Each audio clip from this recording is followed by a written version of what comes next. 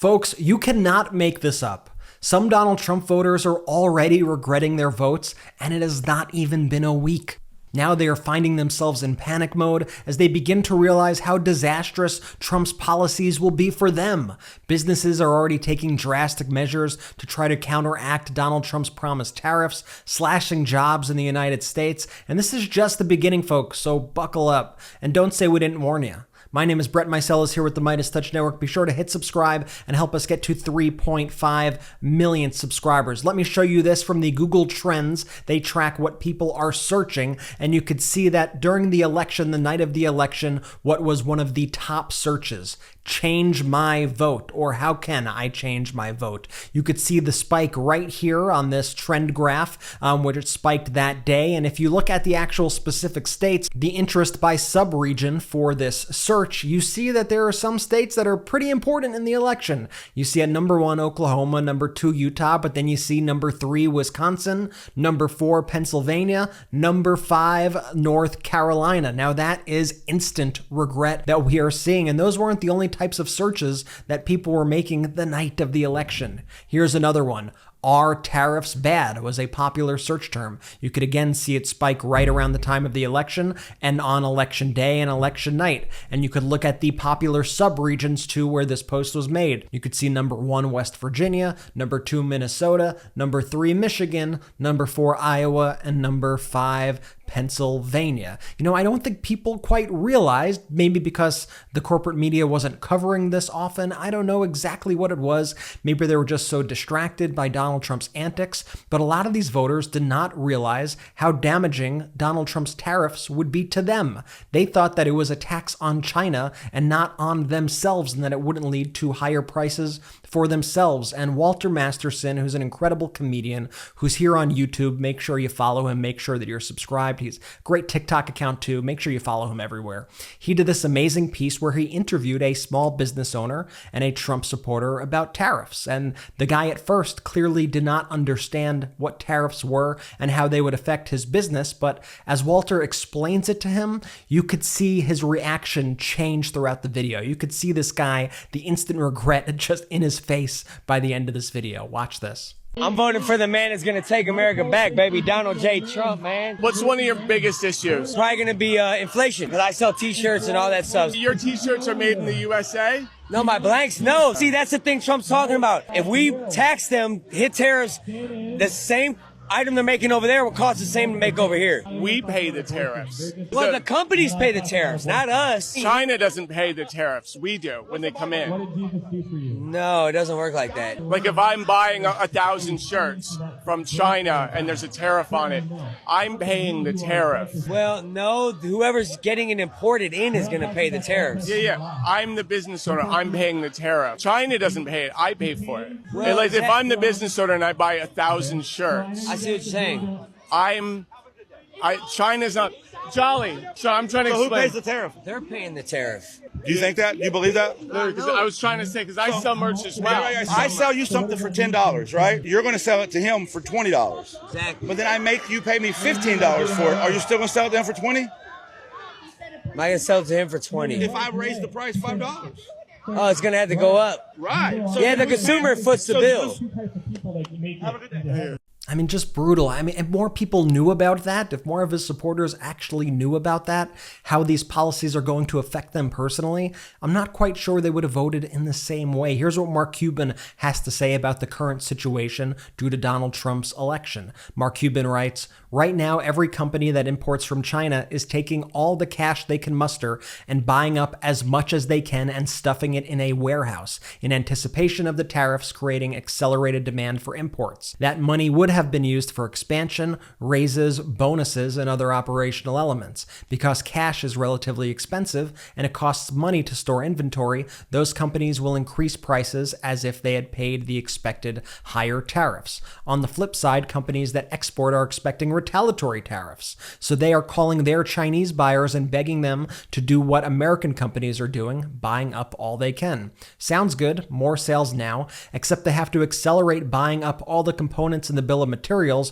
which may be at a constant price today, but if other companies need those components, the price goes up. When those retaliatory tariffs hit, the companies have to pray that the companies in China they sell to can afford their products, or far worse, possibly the Chinese government tells them, if they can, to stop buying from the USA altogether. This is all happening right now. And then Mark Cuban says, if anyone has examples of this, I would love to see them in the replies, and I'll also extend that to you over here. I would love to hear if you have any examples of this as well. To that point, here is a post that we have seen that is outlining this exact issue. This individual writes, "Results have already started. This is from an American woman today. My husband works for a small manufacturing company, and here in southwestern Pennsylvania, that means most employees are Trump voters. When the president of the company sat them down today to tell them their annual Christmas bonus would not come this year because they now need to purchase at least a year's worth of products prior to January 21st due to the proposed tariffs they did not understand.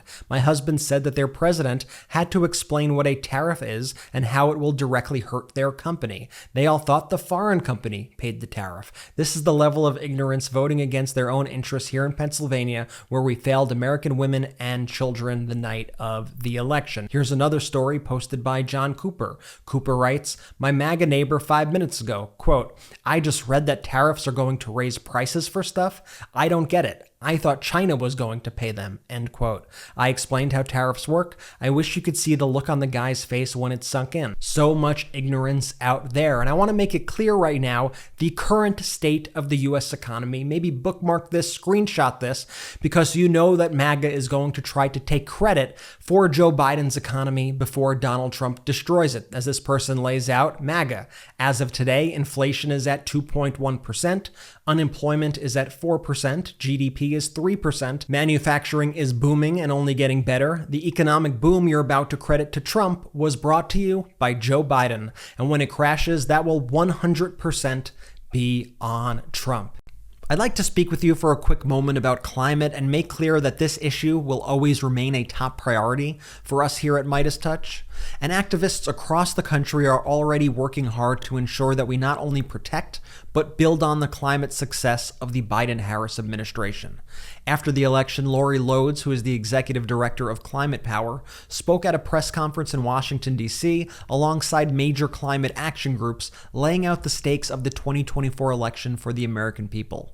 Lori emphasized that thanks to the Inflation Reduction Act, over 330,000 new jobs are now being created across the U.S.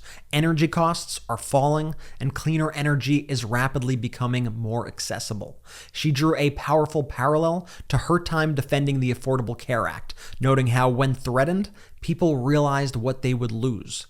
Lori warns that if Republicans dismantle the Inflation Reduction Act, it's not about some sort of abstract law. It's about gutting good-paying jobs, slashing tax credits that ease energy bills, and derailing community progress, particularly in local economies. And when that actually hits home with communities like it did with the Affordable Care Act, the pressure can become far too great on the anti-climate forces in the GOP, and their efforts can completely collapse. Heck, even Speaker Johnson and key Republicans are divided on this very issue, with some in their ranks standing up for those clean energy investments.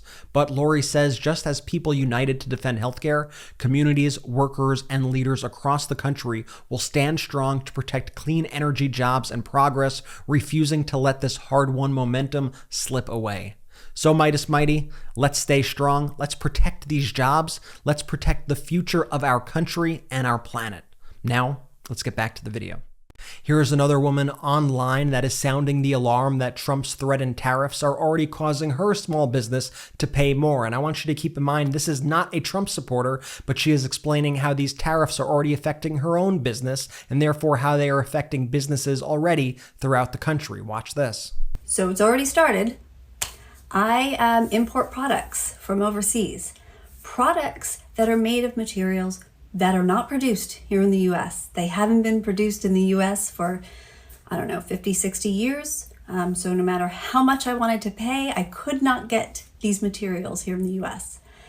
And all of my manufacturers have sent me emails letting me know that because Trump was elected and he has threatened tariffs, all of the pricing will go up in January in anticipation of these tariffs. So the goods that I buy will cost me more money, not the other country, and then I will have to raise prices that I sell them at to make that up. So it's already started, and for people who didn't realize what a tariff was, you're about to find out, okay? Because it's going to affect everything that you buy. Because there's not a product on the shelf that doesn't have some element of it that comes from another country. So, good luck. And now we are starting to see large corporations also announce that they are going to have to implement massive job cuts and slash their sales forecasts for various reasons, one of them being due to incoming raises in prices due to Donald Trump's tariffs. We see here from Fortune.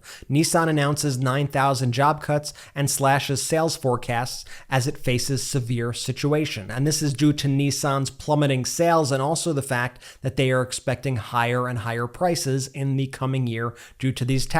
They say the following. When asked about Donald Trump's victory in the U.S. presidential election, the CEO of Nissan said that the company was, quote, hearing various things like tariffs, but it's not just us. Quote, we'll be lobbying in the direction of our medium to long-term plans should remain, but we will conduct our business while monitoring the situation carefully. Here's a report in the Detroit News about Stellantis. Stellantis cutting 400 jobs at Detroit Parts Warehouse. Stellantis NV plans to cut about 400 union workers at an East Detroit warehousing facility early next year. The indefinite layoffs will affect all United Auto Workers represented employees at the Freud Street Parts Sequencing Facility, which is near the company's Detroit Assembly Complex Jefferson plant.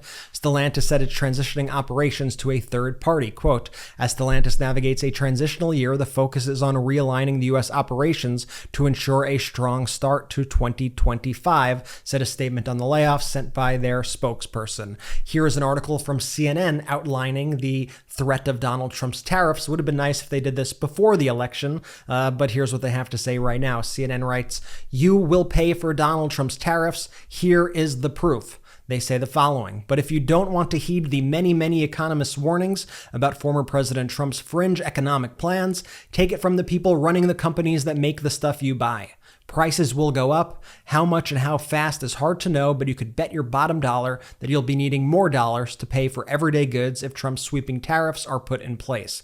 Quote, if we get tariffs, we will pass those tariffs costs back to the consumer, said the CEO of AutoZone. AutoZone won't need to wait until the policies are enacted, the CEO noted, once they know what the markup will be. Quote, we generally raise prices ahead of that. And I want to share this as well. We've seen a lot of gamers getting the back of Donald Trump, especially these Gen Z gamers supporting Donald Trump. Well, we're now learning that the price of game consoles is about to spike because of Donald Trump's tariffs as well. Here are just some of the headlines going around the various tech publications. Here's one. Trump tariffs will make video game consoles up to 40% more expensive. Here's another. Console prices could skyrocket by 40% due to Donald Trump's victory. Tariffs can make a PS5, a PlayStation 5 Pro, cost up to $1,000, experts say. Here's another headline. Trump's proposed tariffs could hit gaming hard, study finds. Well, I guess it was all worth it, MAGA. Enjoy paying those higher costs while Elon Musk's net worth skyrockets to $313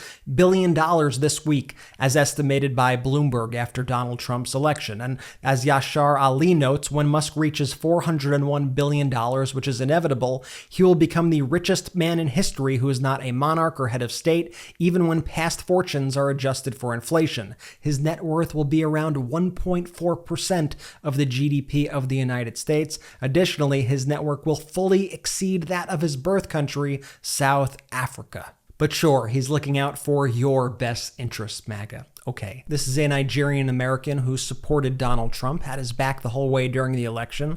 And following the election, he was in one of these MAGA chat rooms, these live chats with his fellow MAGA supporters. And a fellow Trump supporter told him that because he is black, he will never actually be accepted in the movement. Watch this. MAGA family, I was on TikTok live and a fellow Trump supporter said that all he needed was my vote. I'll never be part of the MAGA family, and that I'm black, I'll never be accepted, but he just got my vote. Nah, that's crazy. Like, I love MAGA Nation. I love the MAGA family. And that breaks my heart that someone would speak to me like that right after the election, that all I was a vote. Nah, I love all you guys, and I know most of you MAGA family members are not racist, and I love you guys, and I'll keep repping MAGA Nation, Trump 2024, but that really broke my heart that some guy would say that. Extremely heartbroken.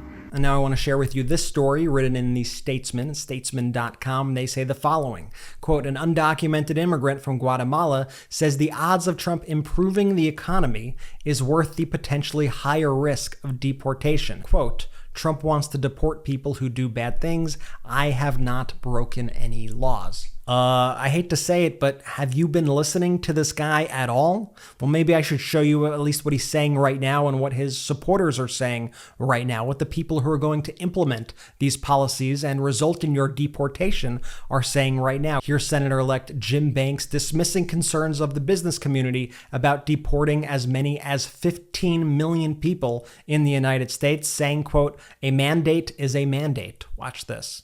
Who will say, we need these people. They are workers that really fuel our businesses.